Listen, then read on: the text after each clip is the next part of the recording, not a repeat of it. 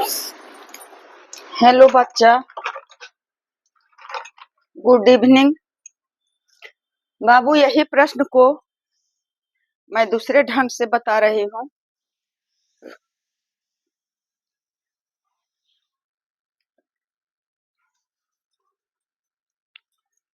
हाँ, प्रश्न दिया है दूसरा विधि में कि क्या है, 15 है। 15 है, संख्या क्या है, 15 है। संख्या का 15%। 15 है तो जबकि संख्या 100। 15 है जबकि संख्या 100। अब इस पर विचार करना है कि एक बार बताए हैं उस तरह से हम लोग समझें, और कि जो बुक का मेथड है उस प्रकार समझें। 15 है जबकि संख्या 100, इसलिए 1 है जबकि संख्या क्या हो जाएगा, 100/15। और इसलिए कितना संख्या है, 60 है। 60 है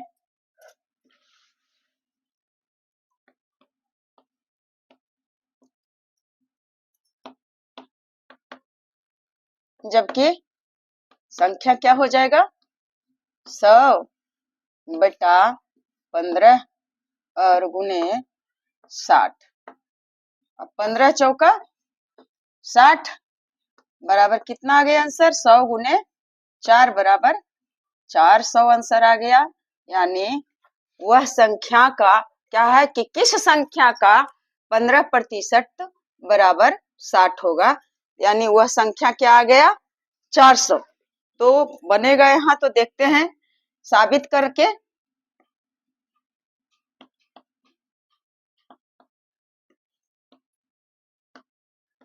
प्रश्न में नहीं कहता है, परंतु मैं साबित करके क्या हो जाएगा, किस संख्या का, तो वह संख्या आ गया 400 का कितना, 15%, यानी 15/100 बराबर 60 होना चाहिए। तो इस 2 शून्य कट गया और 15 चौका 60।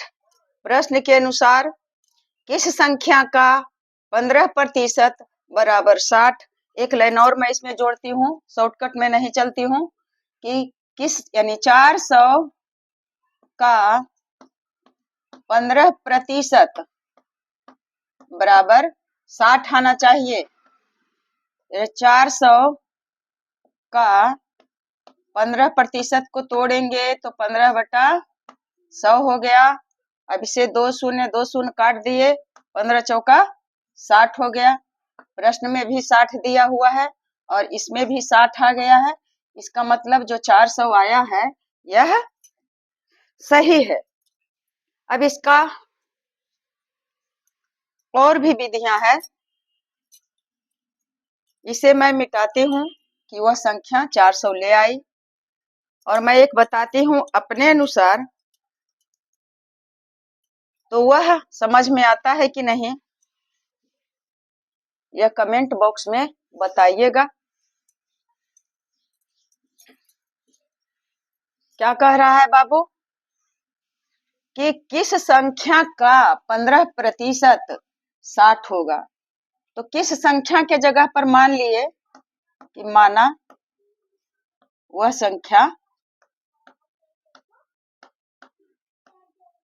चर संख्या मान लेते हैं बराबर x है।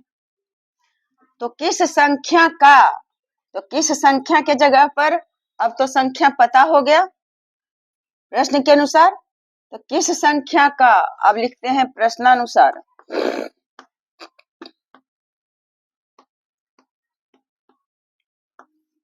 क्या कहता है, किस संख्या का, यानी x का, जब मान लिए हैं कि वह संख्या x है, अज्ञात संख्या x है, तो इसी तरह से निकालेंगे। x का 15% बराबर क्या है, 60। यह प्रश्न अनुसार है। मुझे सबसे अच्छा यही विधि लगता है। और इसे क्या करेंगे, या x का 15%, x का 15% को 15/100 बराबर 60। अब या x का 15 यानी कितना हो जाएगा, 15x/100